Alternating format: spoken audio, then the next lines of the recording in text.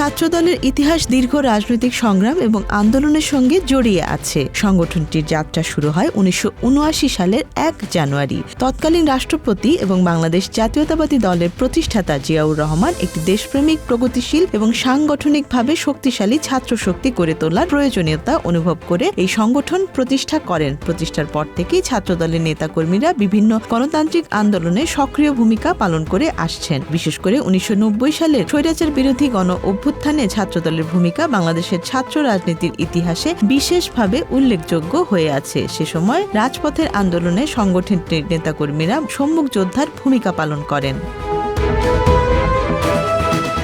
90-এর পরবর্তী সময়ে দেশের ছাত্র রাজনীতির পরিবর্তিত বাস্তবতায় ছাত্রদলের আগের মতো প্রভাব কিছুটা কমে গেলেও সংগঠনটি রাজনৈতিক আন্দোলনের সঙ্গে যুক্ত ছিল। সাম্প্রতিক বছরগুলোতে রাজনৈতিক পরিস্থিতির পরিবর্তনের মধ্য দিয়ে সংগঠনটি আবার নতুন করে নিজেদের সক্রিয়তা দেখানোর চেষ্টা করছে। বিশেষ করে 2024 সালে ছাত্র জনতার আন্দোলনের প্রেক্ষাপটে ছাত্রদলের সাংগঠনিক শক্তি ও রাজপথের উপস্থিতি নিয়ে দলীয় নেতাকর্মীদের মধ্যে নতুন আত্মবিশ্বাস তৈরি হয়েছে বলে দাবি করা হচ্ছে। বর্তমানে ছাত্রদলের কেন্দ্রীয় কমিটির সভাপতি রাকিবুল ইসলাম রাকিব এবং সাধারণ সম্পাদক নাসির উদ্দিন নাসির এর নেতৃত্বাধীন কমিটির 2 বছরের মেয়াদ গত 1 মার্চ শেষ হয়েছে। মেয়াদ শেষ হওয়ার পর থেকে নতুন কমিটি গঠনের বিষয়টি সংগঠনের ভেতরে বড় আলোচনার বিষয় হয়ে দাঁড়িয়েছে। রাজনৈতিক পর্যবেক্ষকদের মতে মেয়াদ উত্তীর্ণ কমিটি থাকার কারণে ছাত্রদলের সাংগঠনিক কার্যক্রমেও কিছুটা অনিশ্চয়তা তৈরি হয়েছে। ফলে দ্রুত নতুন নেতৃত্ব আনার দাবি জোরালো হচ্ছে। গত 28 ফেব্রুয়ারি রাজধানীর তেজগাঁওয়ে বিএনপির কেন্দ্রীয় কার্যালয়ে দলের শীর্ষ পর্যায়ের একটি বৈঠক অনুষ্ঠিত হয়। বৈঠকে সভাপতিত্ব করেন বিএনপির ভারপ্রাপ্ত চেয়ারম্যান তারেক রহমান।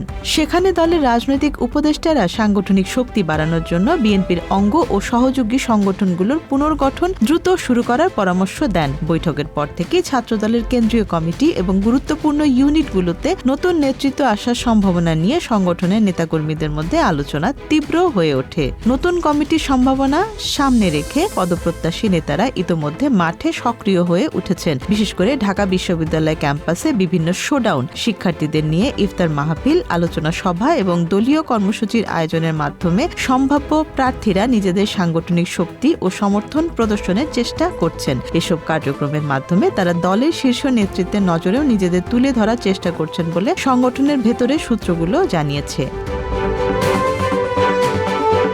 ছাত্রদলের নতুন কমিটি গঠনের ক্ষেত্রে এবার আরেকটি বিষয় নিয়ে সংগঠনের ভেতরে আলোচনা বাড়ছে। তা হলো কাউন্সিলের মাধ্যমে, ভোটের মাধ্যমে নেতৃত্ব নির্বাচন।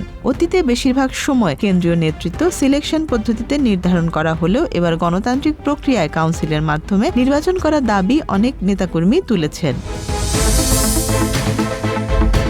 এর মধ্যে সংগঠনের কয়েকটি ইউনিটে এই পদ্ধতি প্রয়োগ করা হয়েছে। 2025 সালের 6 ডিসেম্বর বরিশাল বিশ্ববিদ্যালয় শাখা ছাত্রদলে কাউন্সিলের মাধ্যমে নতুন নেতৃত্ব নির্বাচন করা হয়। এর আগে একই বছরে 11 মে 4টি বেসরকারি বিশ্ববিদ্যালয়ে একই পদ্ধতিতে ছাত্রদলের নতুন কমিটি গঠন করা হয়। বিশ্ববিদ্যালয়গুলো হলো উত্তরা বিশ্ববিদ্যালয়, Shanto Mariam university of creative technology, Canadian university of Bangladesh এবং সোনারগাঁও ইউনিভার্সিটি।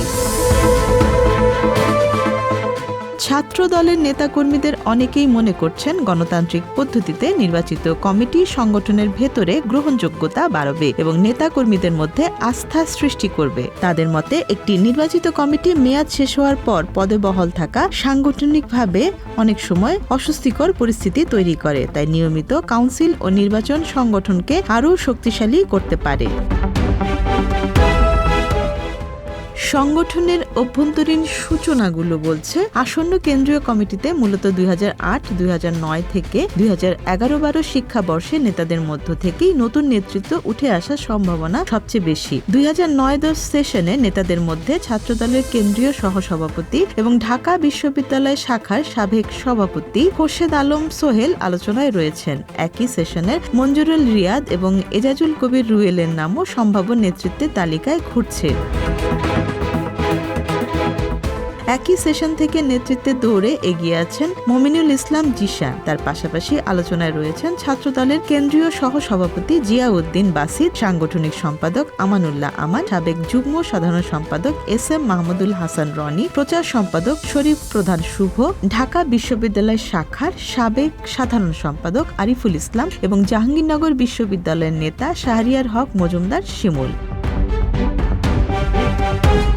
2010-11 সেশনের নেতাদের মধ্যেও কয়েকজন আলোচনায় রয়েছেন। তাদের মধ্যে উল্লেখযোগ্য হলেন ঢাকা বিশ্ববিদ্যালয় শাখার 1 নম্বর সহসভাপতি আনিসুর রহমান খন্দকার অনিক এবং সিনিয়র সহসভাপতি মাসুম বিল্লাহ। তবে ঢাকা বিশ্ববিদ্যালয় ছাত্রদলের বর্তমান সভাপতি গণেশ চন্দ্র রায় সাহসের নামও আলোচনায় থাকলেও অতীতে ডাকসু নির্বাচনের দিন উপাচার্যের সঙ্গে অসদাচরণের অভিযোগে তিনি বিতর্কের মুখে পড়েছিলেন। সেই কারণে তার সম্ভাবনা নিয়ে ভেতরে বাইরে নানা আলোচনা চলছে। এছাড়া 2011-12 সেশনের নেতাদের মধ্যে থেকেও অনেকেই সম্ভাব্য নেতৃত্বের তালিকায় রয়েছেন। তাদের মধ্যে রয়েছেন নাহিদুজ্জামান শিপন, দীন ইসলাম খান, নাসির উদ্দিন শাওন, তারেক হাসান মামুন, গাজী সাদ্দাম হোসেন, মিনহাজ আহমেদ প্রিন্স, রাজু আহমেদ, সাইদুর রহমান, ইব্রাহিম খলিল, মাহমুদ ইসলাম কাজল এবং শামীম আক্তার শুভ।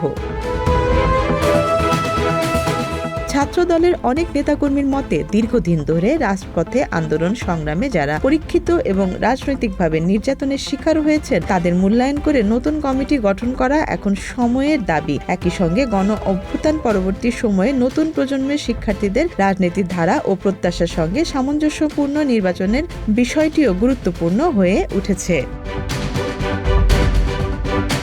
Desk report, Dhaka express.